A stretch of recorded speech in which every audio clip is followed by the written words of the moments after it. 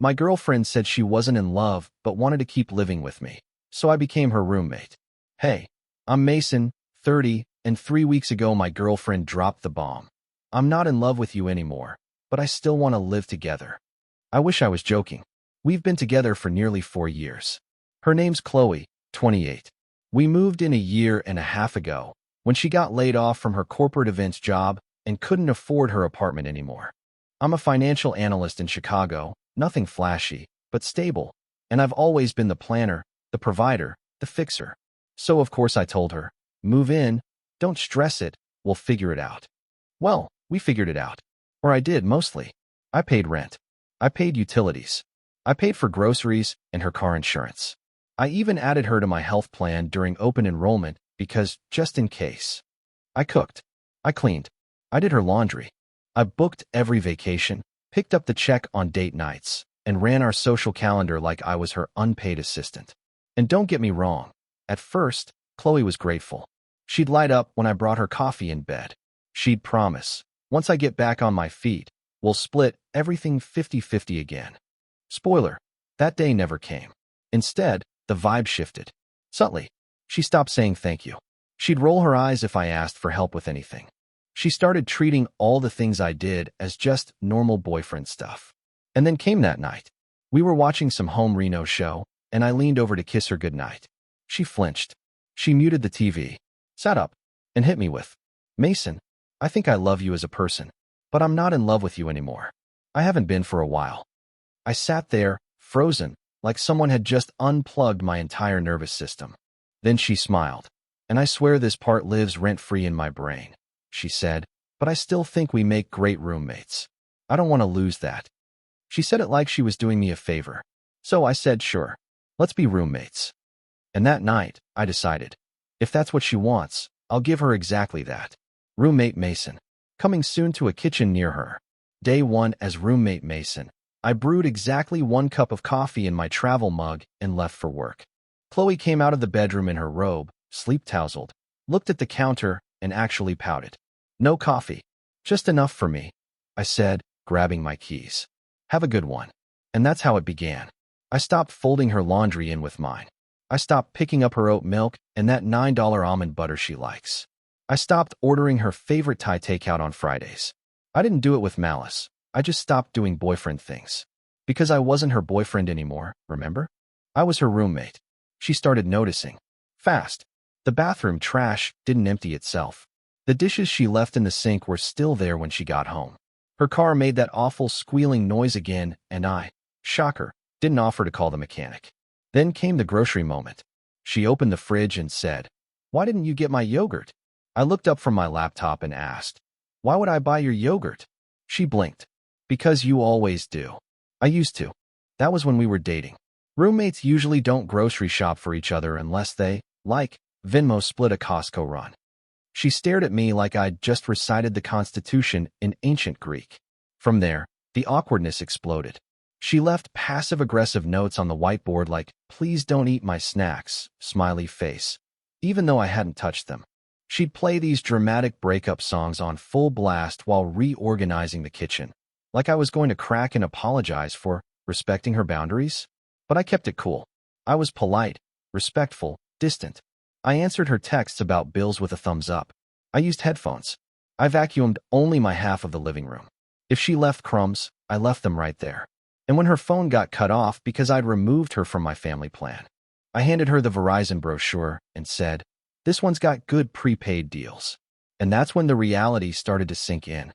The benefits were evaporating. The emotional concierge service was offline. And Chloe was officially on her own. 1 week later, Chloe's birthday rolled around. Now, for the record, I used to go all in on her birthdays. Last year, I flew her to Seattle for a long weekend because she said she'd always wanted to see gray skies and bookstores. The year before that, I surprised her with a private dinner cruise. You'd think I was trying to win a contest or something. This year, I told her happy birthday in the morning, made my 1 cup of coffee, and left for work. That night, I walked in to find her sitting on the couch, still dressed in the sweater she wore all day, takeout container in her lap. From her usual Thai place. 1 candle burning. No friends. No music. She looked up. "I thought we might watch something together." I paused. I actually made plans with coworkers. We're catching that new thriller. Should be home late. And for the first time since our let's be roommates talk, she looked genuinely alone. She said, "You always plan something for my birthday." I replied, "You always had a boyfriend on your birthday." Oof, that landed hard. But here's the thing, I wasn't trying to hurt her. I was showing her what life looked like without the extras. No emotional labor, no boyfriend perks, no backup plan. Just her decisions, and whatever effort she was willing to put in herself. From that point on, she started spiraling. I caught her crying on the phone to her mom one night. She didn't know I was home early. I only heard fragments. "He just doesn't care anymore." No, I said I wasn't in love, but now I don't know. He treats me like I'm invisible. The next day, the tension cracked. She knocked on my door, something she hadn't done in months. "Mason, can we talk?" she asked. I saved my spreadsheet and turned to face her. She sat on the edge of my bed, wearing the old hoodie she used to steal from my closet, her voice quiet. "I think I made a mistake." There it was. The backpedal. "I was confused," she said. "I thought I didn't feel that way about you anymore, but now, I think I do. I miss us. I miss you." I stayed still, calm, roommate mode disengaged. Then I said, "You miss what I used to do for you. That's not the same thing as missing me." Her eyes welled up. "That's not true." But it was. And that's when I told her, "I've already found someone who doesn't confuse love with convenience." Her mouth dropped open. "You're seeing someone?" I didn't say a word, just gave the smallest nod. That silence said everything. Chloe didn't speak to me for 2 days after that, which, honestly, was a relief. The apartment felt lighter without her dramatic sighs or the distant sound of Sad Girl playlist volume 10 echoing through the walls. Meanwhile, I went about my business. Cooked, worked, hit the gym, had dinner with Ellie, the someone better I'd casually mentioned. She's a 29-year-old ICU nurse I met through a mutual friend at trivia night. Funny, grounded, can parallel park like a magician. Total unicorn. Ellie knew about Chloe. Not just the "my ex still lives with me" part, but the full saga. And unlike every single friend who looked at me with, "Oh dude, that's messy" pity eyes, Ellie laughed and said, "So basically you're living in a rom-com, but from the ex's point of view." It was refreshing. Back at home, Chloe's behavior started shifting in weird little ways. Suddenly, she was doing laundry again. For both of us. She vacuumed the whole apartment, not just her half. And I know it was deliberate because she left the vacuum in my room, like she wanted me to see she'd been in there. She made banana bread. Banana bread. "I made enough for both of us," she said, placing a slice on a napkin by my laptop. I didn't touch it. She tried again later that week, this time with a Friday movie night offer. "I got that film you said you wanted to see," she said, trying for casual. "I figured we could split pizza like we used to." I smiled and said, "That sounds nice. I already have plans with Ellie, though." She blinked like I'd just spoken Elvish, then nodded and turned away quickly, pretending it didn't bother her. But it did. That night, I came home to find her crying in the kitchen, chopping onions like they'd personally offended her. I walked past, grabbed a beer from the fridge, and said, "Hope your evening's going okay." She didn't respond. Later, I heard her on the phone with her best friend Tara, whispering furiously behind her closed door. "I swear he's doing this on purpose. He knows I want him back now. And he's just, like, punishing me." Who even is Ellie? I wanted to knock. Say something. Maybe explain that I wasn't punishing her, just finally prioritizing myself. But I didn't. Because Chloe was finally learning what it felt like to be optional in someone else's life. And I wasn't about to ruin the lesson. By the end of week 3, Chloe was unraveling like a cardigan in a thorn bush.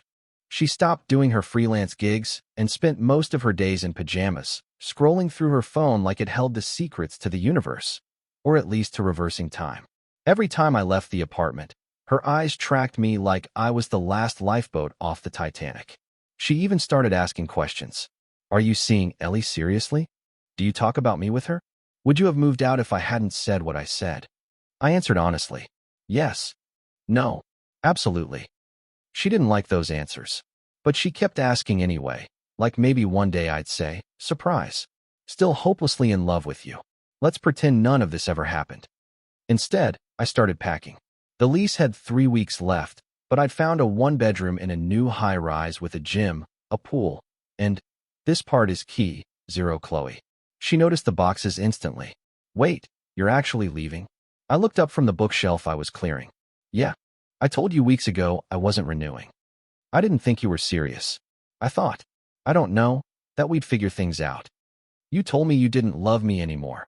I reminded her. That kind of limits what there is to figure out. She stared at the half-packed room like it personally betrayed her.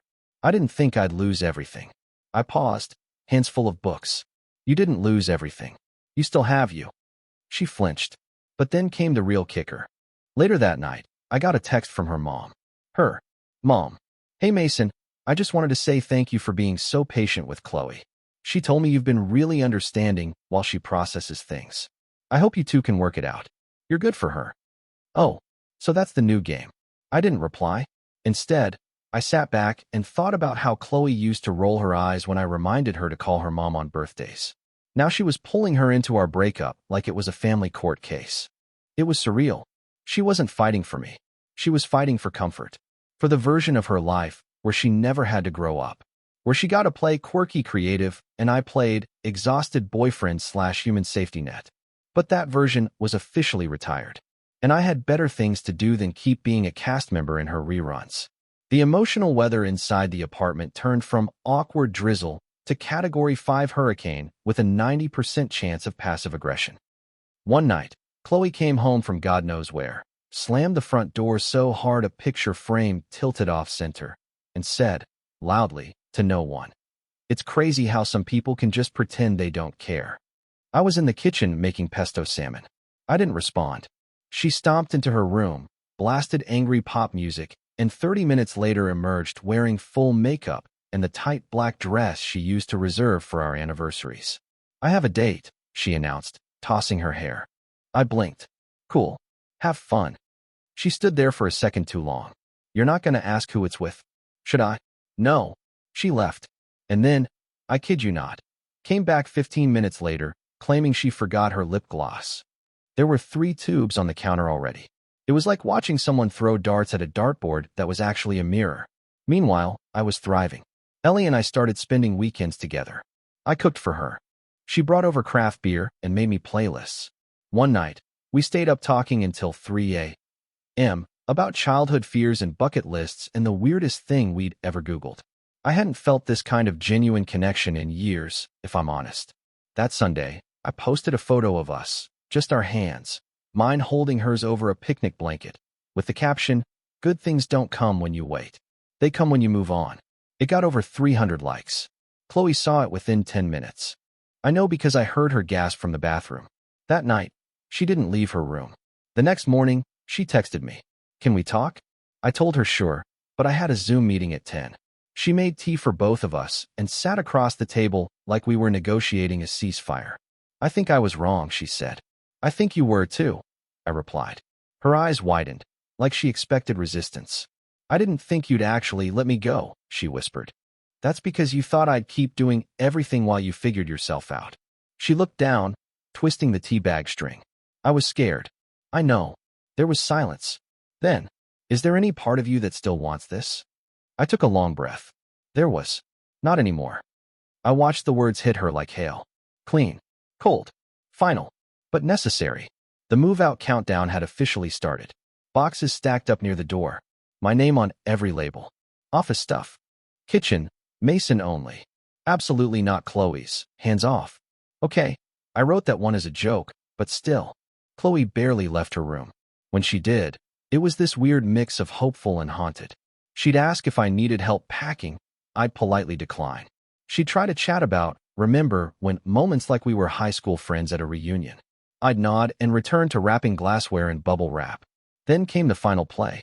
3 nights before I moved out, I walked into the apartment and smelled something familiar. Chloe was in the kitchen, wearing that old oversized hoodie she used to steal from me, cooking my favorite dish, lemon pepper chicken with roasted rosemary potatoes, and that garlicky spinach thing I always used to beg for. The table was set. Candles. 2 plates. My favorite beer chilled in a glass with my initials etched on it. The one she got me for my birthday 2 years ago.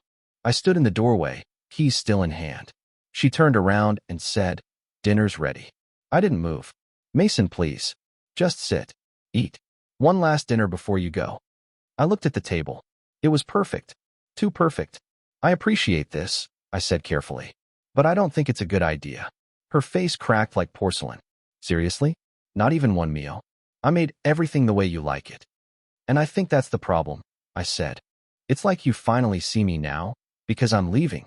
She dropped into the chair like her strings had been cut. I was so stupid, she whispered. No, I said gently. You were comfortable. Comfort makes people lazy. Silence hung in the room like steam. Then she asked, do you love her? I blinked. Ellie. Yeah. I thought about it. She makes me feel like I don't have to earn love by doing things for someone. She just wants me. So yeah, I think I do. Chloe swallowed hard. That must be nice. It is. I walked to the fridge, grabbed a bottle of water, and headed to my room. As I passed her, I paused. You're going to be okay, Chloe. But it won't start until you stop waiting for someone else to rescue you. I left her sitting there, in front of a dinner made for a version of me she finally wanted, too late. Move-out day arrived like a quiet thunderstorm, inevitable and oddly peaceful. The movers showed up at 9 a.m. sharp. Chloe didn't come out of her room at first. I think part of her hoped I'd change my mind at the last second, like a rom-com twist where I drop a box and say, wait, I can't leave you. Instead, I handed the movers coffee, tipped them well, and directed them to load everything labeled New Beginnings. By noon, the apartment was empty on my side. My room, my shelves, my coffee mugs, my soul, all packed and gone. Chloe finally emerged, wearing the same hoodie from the goodbye dinner. Her eyes were red, but her voice was steady. I guess this is it. I nodded. Yeah. She looked around the hollowed-out space like she was standing in a memory palace that had collapsed overnight. I still don't really get how we got here. I think we do, I said gently. We just don't like the answer. She nodded slowly. Do you hate me? That one made me pause. No, I don't hate you. I just stopped choosing you. She blinked, stunned by the simplicity of it. I hope you find what you're looking for, I added. But next time, make sure you know what it is before you walk away from the people who already love you. I placed my key on the counter. As I turned to go, she called after me, voice cracking. Tell Ellie. I hope she knows how lucky she is. I didn't turn around, but I smiled. She does. The elevator doors closed behind me like a curtain dropping on the final scene. That night, in my new apartment, I unpacked slowly. The space was smaller, sure, but everything in it was mine. My choices. My future. No one asking for more while offering less. Ellie came over with homemade pasta and a bottle of wine. We danced barefoot in the kitchen to some cheesy 90s slow jam. Halfway through dinner, she paused and said, You seem lighter. Like a balloon someone finally let go. I laughed. I am. And I'm not floating off. I'm just finally not anchored to someone who didn't want to hold the string. She smiled and kissed me. And that was the first moment I realized. I hadn't just left someone. I'd come back to myself. A week into my new place, the silence felt luxurious. No dishes clinking at 2 a.m., no passive-aggressive sighs echoing from the living room. Just me, my books, and the faint hum of a fridge that wasn't overstuffed with $9 yogurts I didn't buy. But Chloe, she wasn't done. 3 days after I moved out, she texted me a photo of the empty apartment. We had good memories here, didn't we? I didn't answer. Then she messaged again the next day. I saw a recipe that reminded me of your birthday dinner last year. Do you still like creme brulee? Still no reply. By the fourth day, she left a voicemail. Her voice was trembling, not sad, exactly, just raw. Hey, I know I messed up. I know I don't get to ask for anything anymore, but I just wanted to say thank you for loving me when I didn't even know how to love myself. I didn't appreciate it until I lost it. Until I lost you. Click. I stared at my phone for a while, then hit delete. Closure doesn't always come with a satisfying conversation. Sometimes it shows up when you feel nothing after a message like that. That night, Ellie brought over a housewarming gift, a framed print that said, Don't water dead plants. We laughed so hard we almost dropped it. Later, over wine, I told her about Chloe's message. Ellie didn't say anything dramatic. Just looked at me and said, You know, it's not that she didn't love you. She just loved the version of you that made her life easier. That's not the same. She was right. And for the first time, I didn't feel like the guy who got dumped or manipulated or taken for granted. I felt like the guy who made it out. And that mattered more than any I miss you, ever could. 2 months later, life felt healed. The new apartment was lived in now. My couch had but grooves, my plants weren't dead, yet, and Ellie had her own toothbrush in the bathroom. Unspoken intimacy that didn't require grand declarations. Then, one Sunday, I ran into Chloe. Of course. It was at Trader Joe's, the emotional war zone of exes and overpriced grapes. She looked surprised, like she'd seen a ghost who shops organic. Mason. I gave a polite smile. Hey. She looked different. Not bad. Just quieter. Her hair was tied up messily. No makeup. She had a single basket with peanut butter, ramen, and wine, the survival kit of a person starting over. She glanced down, then up again. You look happy. I nodded. I am. A pause. I'm moving out of the old place next week. Got a roommate this time. Real one. She's cool. Doesn't steal my almond butter. I laughed lightly. That's progress. She smiled. Not the flirty, calculated one I used to get. A tired, honest one. Listen, she said, shifting her weight. I know I already said this, but I'm really sorry. Not just for what I did. For how long it took me to realize I had to grow up. I know, I said. And I did. We stood there for a moment. No resentment. No unresolved tension. Just two people who had once loved each other and learned something from the wreckage. As I turned to go, she said, she's lucky, you know. Ellie. I looked back. So am I. Later that night, Ellie and I made dinner together. Nothing fancy, just tacos and cheap wine. But it felt right. At one point, she looked up and said, do you ever think about what would have happened if you stayed with her? I shrugged. Sometimes. And then I remember. That wasn't love. That was convenience with a guilt complex. She smiled, leaned across the table, and kissed me. And in that moment, taco in hand, music playing low, someone who saw me across the table, I finally understood.